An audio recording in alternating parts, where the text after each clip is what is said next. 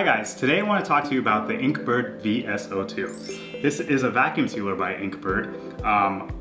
I came to try a new vacuum sealer because I simply was frustrated with my old one.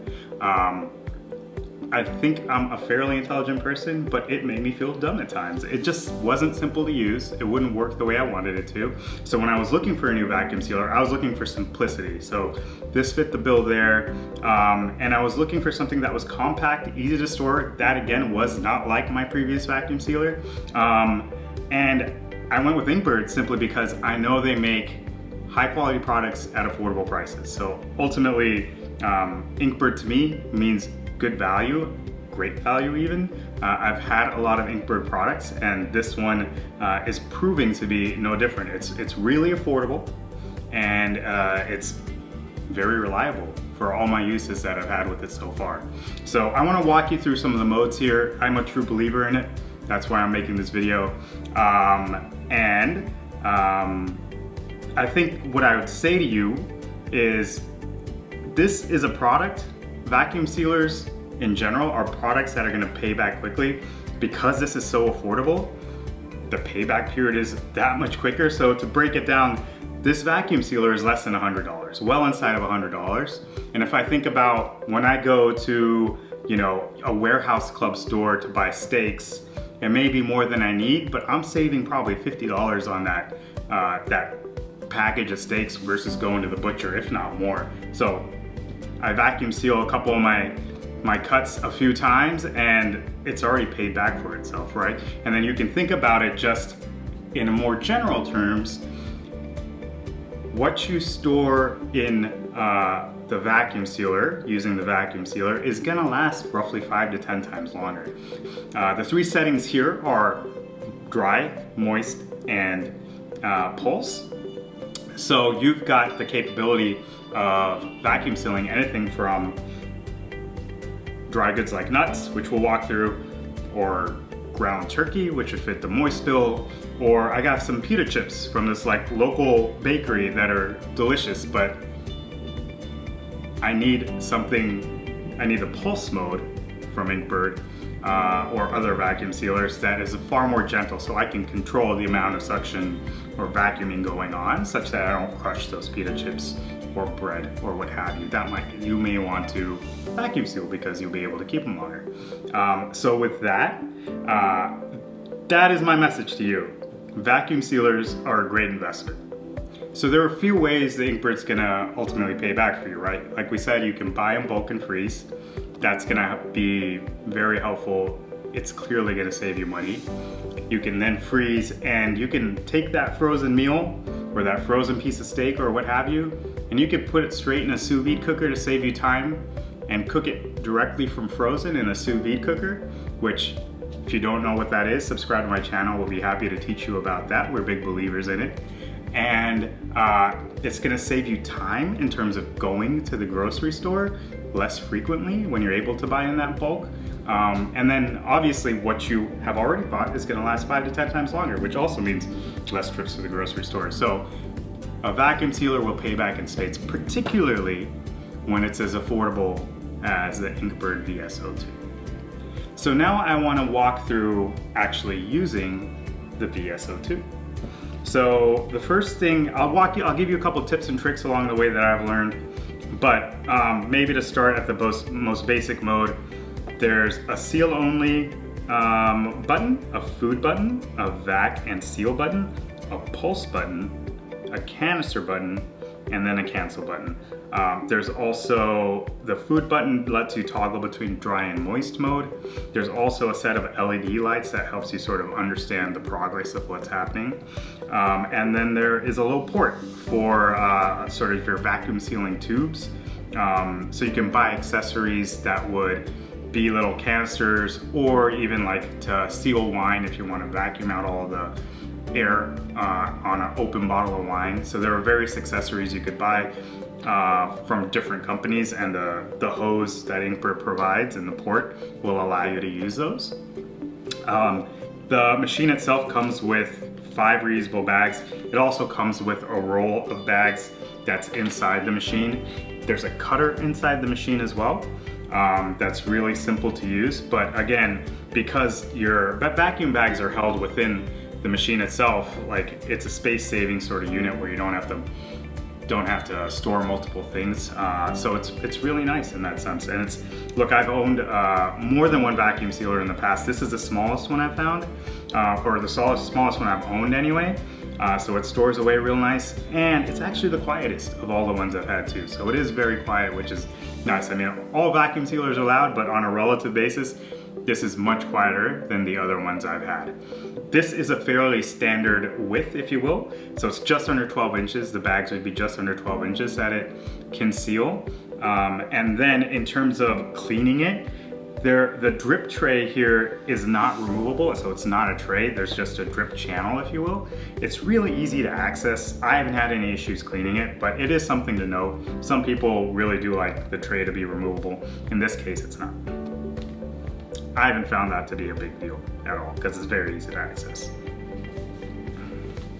So with that, let's try sealing some goods here. We're gonna start with some nuts. So I've got some seasoned almonds here, and I thought I would try and seal those. So I'll walk you through creating a bag here. So first of all, what you wanna do is pull the bag out so that you can, pulled a little too much out. So I'm gonna pull it out such that it's just over the sealer, close it, and what you wanna do is you wanna adhere to lock. So you push down hard on both sides and it locks. It doesn't take a whole lot of pressure, but you do have to make sure you do that. And I'm gonna do seal only now.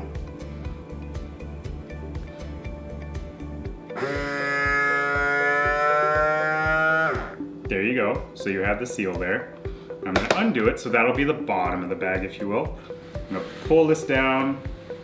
I'm gonna see how much I think I need for those nuts. I think this will be good. I'm gonna cut it. So the one thing you wanna be aware here is when you first get this roll, you wanna make sure that the roll is feeding under the cutter. So the cutter is on top of the bag. Make sure that happens or else you'll get frustrated because you won't be able to cut the bag. You don't want that. I wanna save you from that frustration. So I'm just gonna cut the bag, real simple, pull it out, and we've got our bag here. I'm gonna pour the nuts in there.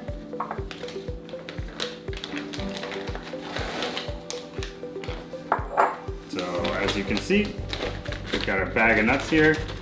And now, so I make sure my bag is in the channel, and then we're just gonna push down here, make sure it clicks. I'm gonna make sure I'm on food mode and dry. I should say the food mode is on dry. And then I'm gonna hit vacuum seal. So I can see the air coming out of the bag. It's pulling everything in real tight. And I saw a red light, which means it's in the sealing mode. And we should be done. And all the lights are gone. That's my green light that we're good. So here you have it. There's like no air pockets in this. Sort of beautifully vacuum packed bag of nuts. Keep them fresh, they'll last a lot longer. And that way we got fresh nuts instead of those stale ones. Never like biting into a stale nut. Very disappointing. And now we are gonna try moist mode. I'm gonna use some ground turkey. We have, again, we buy this stuff in bulk, so there'll be 2 packages of this or more. Some we keep in the fridge, some we freeze away. This one will need to be frozen. So again, I'm gonna create a bag, real simple. Seal.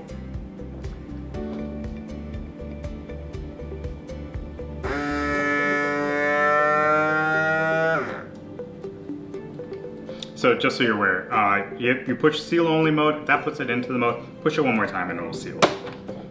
And then, so I got the bottom of the bag. Now I'm gonna measure me out. I'm doing a moist good. I like to leave a little more bag than I otherwise would for dry goods, for moist goods, just because there is gonna be some moisture that gets pressed out. Again, remember your bag is going under the cutter or else you'll face some frustration. This seems the right length to me. Again, I'm leaving a little extra bag. A cut, simple, and just put the turkey in there.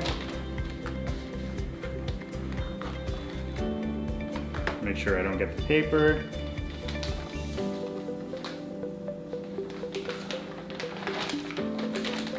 Going to wash my hands.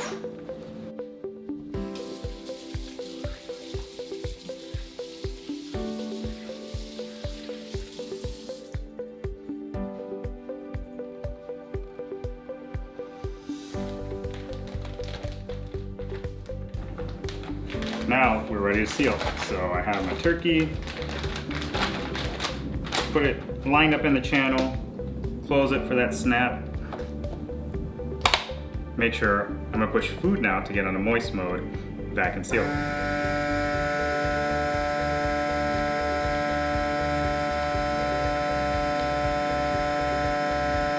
Again, air is pulling in beautifully, just as we'd expect.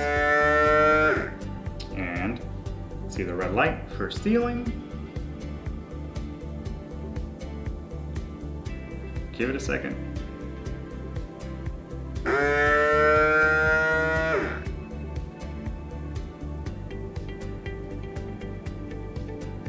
And we're good. And I think it just ensures that it is sealed when you're doing wet goods, so it takes a little longer to do that. So we have our ground turkey. I probably could have done it horizontally for a little bit better packaging. Would have used less bag that way. But you don't see, I know it's hard to see, but it's not a ton of moisture coming through, which is good. It's turkey, so it's a little drier than perhaps, you know, something like 80-20 beef would be. And then it's sealed real well. There are no air pockets anywhere, so perfect. That's exactly what we wanted. Finally, we're gonna use pulse mode. Not all vacuum sealers have pulse mode, so this is kind of cool, something different. I've got some pita chips. I think I'm just gonna try using one of the pre-made bags for this one. Give that a try, but just so you guys could see that. But here are some pita chips. They're from a little local place where they bake them fresh, so they're really good. But I'd like to put them in a vacuum seal bag to keep them fresh. So I've got my pita chips here, ready to go. We're gonna use pulse mode. So I'm just gonna line it up, close, make sure, yep, everything's good there. Close this, hear the snaps, hit pulse, until I feel like I've got enough air out, and I'm not crushing the chips. If I hear any cracking or anything, I'm gonna stop.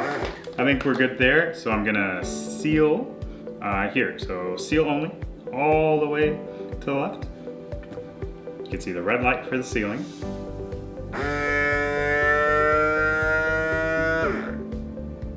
And we are good. So here we go. Some pita chips that'll stay good for us. If I used dry mode, those would have cracked. Moist mode probably would have been the same. So like that pulse option is a really great option. Now, I guys want to show you one bonus thing. Underappreciated thing about vacuum sealers. I'll be right back.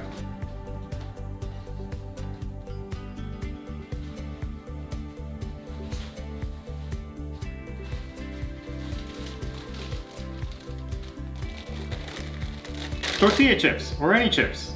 You got a bag, they stay a lot better vacuum sealed than with, you know, with a paper, or sorry, a clothespin or something like that to shut it. So what I would do with these is I'd take my scissors. So I take my scissors, cut along the bag so we don't have all that excess. Stick that on the seal strip. Close, lock, and I am going to simply seal. I could take some air out, but I don't think that's necessary. Let's just keep the bag the way it is. I'm gonna do a simple seal here, seal only.